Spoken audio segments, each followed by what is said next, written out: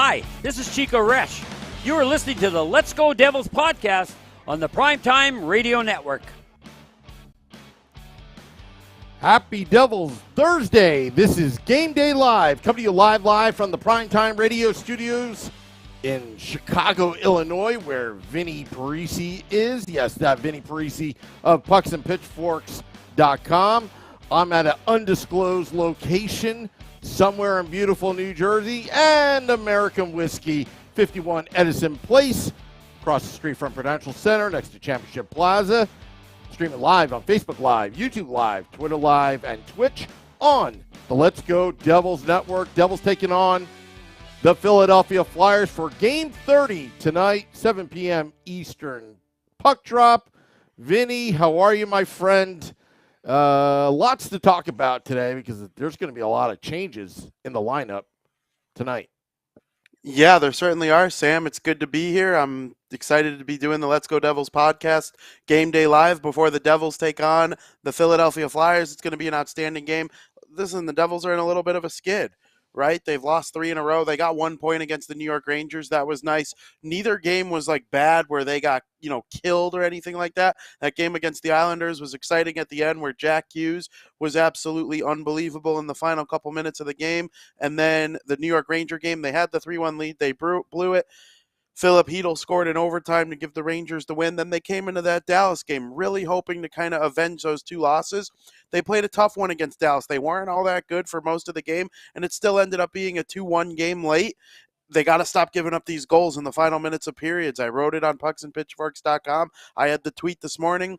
They need to stop. That just can't be a thing. You have to be better at closing out periods. They haven't been able to do so. That cost them the game. It ended up being a 4-1 final because Dallas deposited 2 into the empty net. But it was a 2-1 game that ended 4-1 because of the empty nets. But if it wasn't for that last-minute goal, who knows what would have happened. So I have no idea. Yeah, and you know what? I like to say, and I'm going to use this terminology, that the 3-game winless streak is really a market correction of the New Jersey Devils.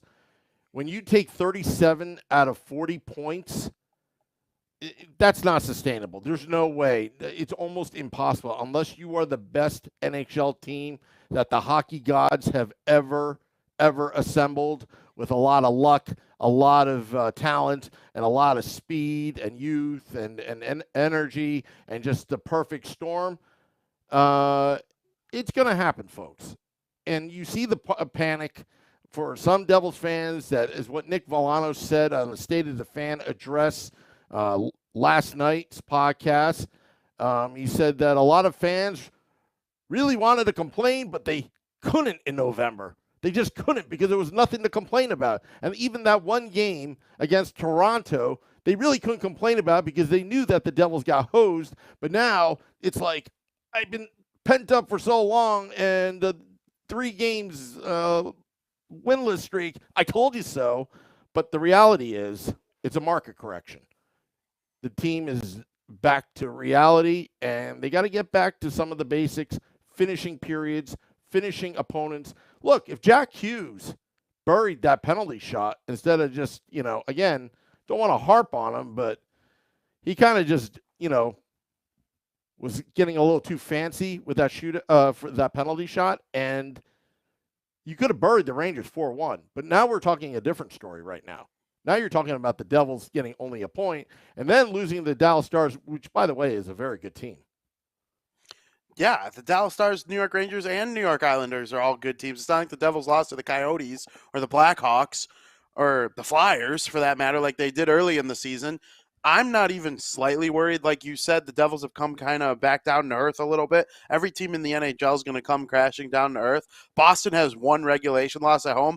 They're going to go on a run of a couple regulation losses in a row at home at some point. The NHL is not easy. And for the first 40 games of the season, not 40, the first 40 points of the season looked easy for the Devils. There was a 25-game stretch where every single game looked like it was easy, even the ones they lost for the most part.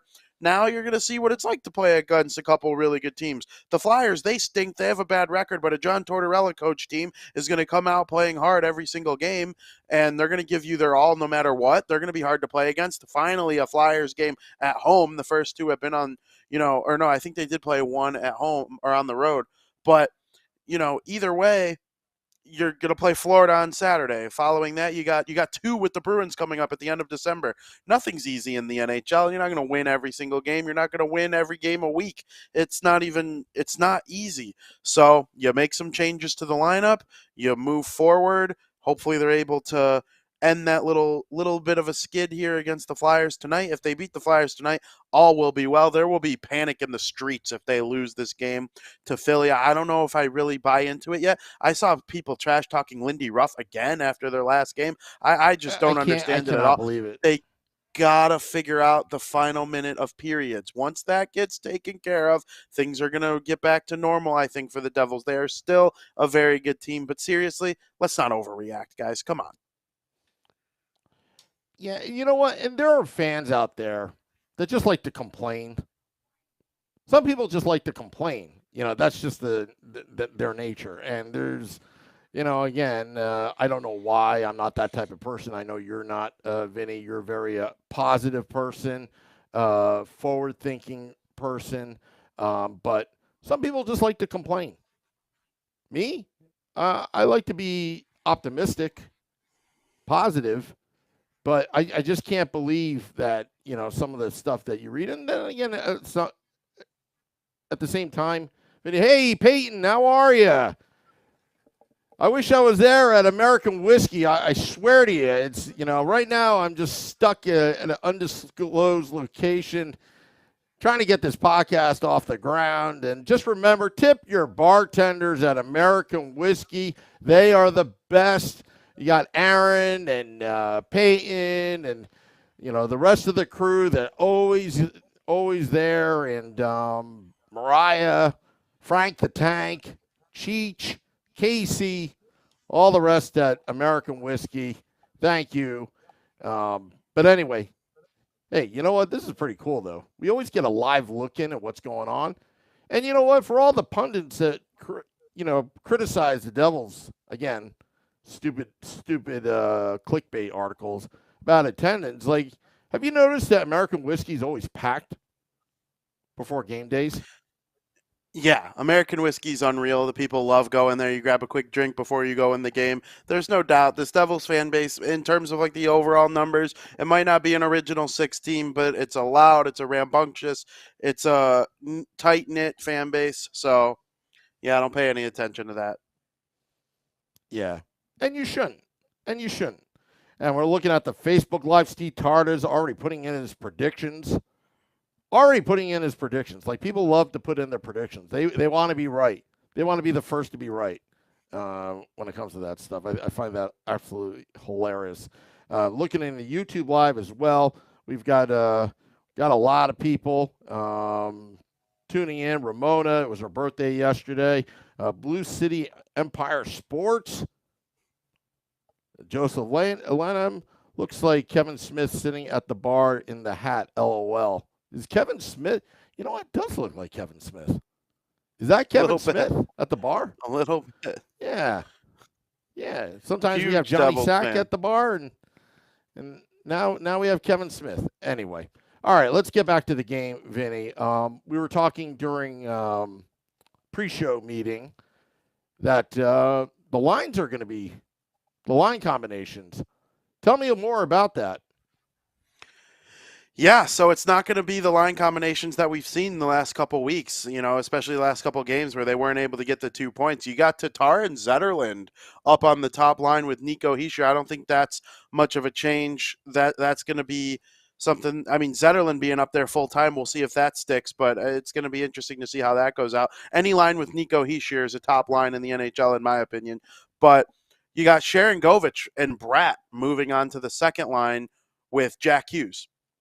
So Mercer and Halla are being taken off of Hughes' wing. You put Sharon Govich and Bratt there. Bratt was with Heischer before this little change here. Now you got Eric Halla playing center instead of playing wing. He'll center Mercer and Wood. So Wood moves off the fourth line into the third line role, and then Boquist is going to come off center, and Halla will take that spot at center, of course, and Boquist will play wing with McLeod and Holtz. So Holtz is back in the lineup. It's tough without Nathan Bastian. There's no doubt. He brings a big body presence on the power play. 5-on-5, he's hard to play against. He makes the fourth line, the BMW line, a hard fourth line to play against. But I'll tell you what, Alexander Holtz, people are like, oh, fourth line, why putting Alexander Holtz on the fourth line? He's never going to grow that way. McLeod and Boquist are better than any forwards Holtz would be playing with at Utica. I mean, just go look at Utica's line projections each and every night. There's not a single player on the Utica Comets better than Boquist or McLeod, in my opinion. Besides like Nemec, guys who have like future ceilings like that. In terms of guys who would play with Holtz, Holtz would go to Utica and be the best player right away, in my opinion. And then on the defense, you got Siegenthaler with Hamilton, not much change there. Graves with Marino, Smith with Severson.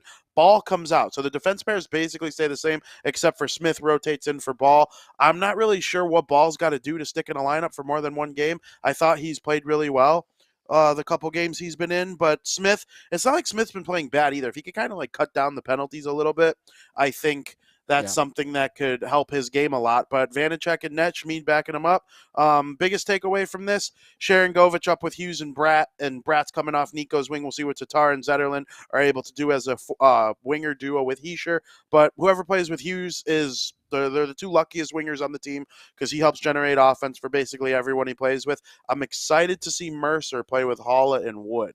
Mercer is getting to the point where he could drive a line. I'm not sure if he's fully there yet, but when you play with Halla and Wood, if you're Mercer, you're the one who's going to be expected to drive the line. So we'll see if he's able to do so tonight. The Flyers, I'm looking at their defense right now. It is not something that I would want my team to be throwing out there on a nightly basis. Provorov and Ristolainen in the top pair. It's a decent top pair. It would probably be the Devils' third pair, if we're being honest. But Sanheim playing with Cam York and then Sealer playing with Braun. Listen, this is a defense that Mercer can take advantage of at home. We'll see what Jack Hughes is able to do against them. They have some forwards that could score. Kevin Hayes is very, very good. We know about Travis Konechny, James Van Riemsdyk, but then you look at their bottom six, and it's starting to not look as, deep as some old Flyers teams that the Devils have come to play in the last couple years. So this is a really big opportunity for the Devils to go out there and really make a statement. It doesn't look like Cam Atkinson's playing for the Flyers. I don't know if he's been injured or what. I don't watch every Flyers game. They're getting to the point of irrelevancy this year. But, it's going to be an interesting game. The Devils definitely have the paper matchup advantage. Yeah, they definitely do. And you did allude to Nathan Bastian. I was thinking about today, about the beefalytics, about beef. We talk about it. We kid around about it. Oh, my goodness. Practically trademarked that terminology. And when you look at this team, and a lot of people criticize Brendan Smith, although you're right, he should cut down some of the penalties. I feel like a lot of the players on this team, on this Devils team, would be great for the regular season, like they are right now. Their record proves it.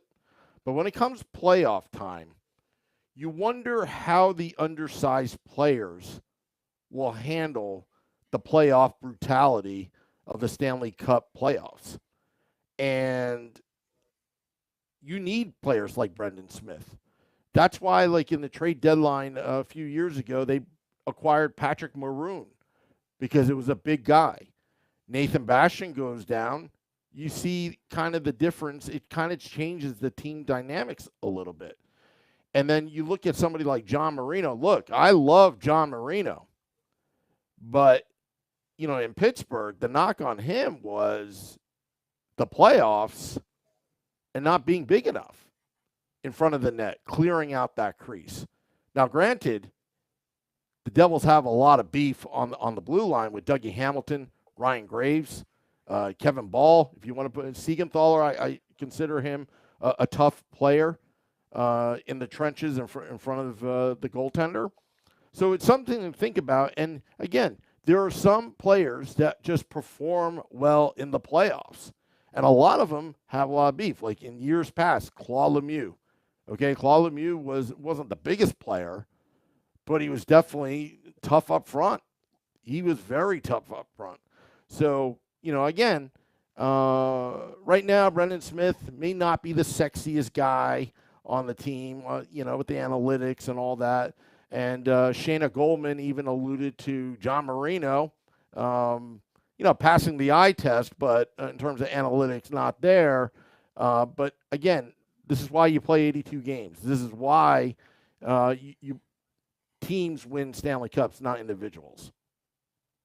Yeah, absolutely. And listen, John Marino, according to some of those athletic articles, I think I saw it was Dom, his player cards. He's the only one who hasn't technically played up to his contract, like the number of expectations per your contract total.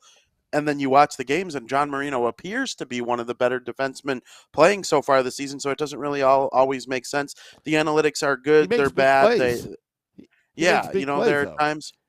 Yeah, exactly. And there are times where he looks great. The analytics suggest he's probably the least valuable player on the team. I don't know if John Marino is the least valuable player on the team. I like analytics sometimes. I like when I see the charts showing that Jack Hughes and Nico Hischier are doing exactly what my eyeballs are telling me that they're doing. I think there are times where it's a useful tool. But, you go out there and you play the games. If you score more goals than you give up, you're going to win the game. So I think that's ultimately what they need to focus on and keep playing their system and play to the end of the period. Make smart decisions the entire period. If you're Dougie Hamilton and there's 17 seconds left, there's no reason for you to launch the puck down the ice just to clear it and get an icing call. Maybe I can understand if you're up 2 and the other team has the goalie pulled and you're being barraged. But if you're trying to get out of a period with a 1-1 tie going into the third and carry some momentum that you've built, you don't ice the puck. Gotta gain the red line. It's not that hard. It's not that much. It's common sense. I mean, you're Dougie Hamilton. You're one of the best defensemen in the last 20 years. Go out there and play till the very end. Make smart decisions, and you'll win more games than you lose. I believe they would have won that game against the Dallas Stars if they didn't give up that goal with 2.2 seconds left in the second period. Well, yeah, and it's also game management as well, like knowing how much time is left. And again, the execution. I mean, you remember the game against the Rangers. I mean, I thought the Devils actually dominated, and they dominated most of overtime, but it was just that little blip. Game over. I mean, They had the puck possession almost the entire time. But again, as we know, it is a result-oriented business, the NHL. It's either you put up or you shut up. And right now, I think the Devils, again, all it is a market correction. We're not expecting them to go on an 18-game winning streak tomorrow. We just expect them to finish games. And they're having some trouble with it, and Lindy Ruff is going to make the adjustments. Yes, I have no doubt that things are going to improve. This Flyers team is very much not good. So go out there, score the first goal, play hard from there. Hopefully they're able to get it done.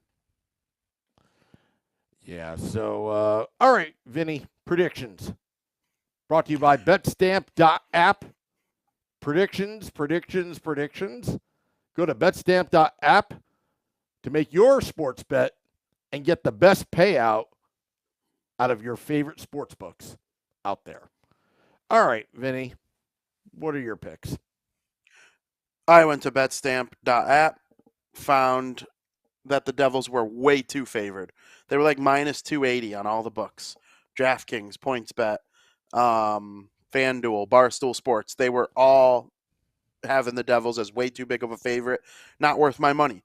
What I do believe is worth my money is at minus 110. You could get them on the puck line, minus 1.5. For those who aren't as privy to the gambling world, that means the Devils would have to win by 2 goals or more.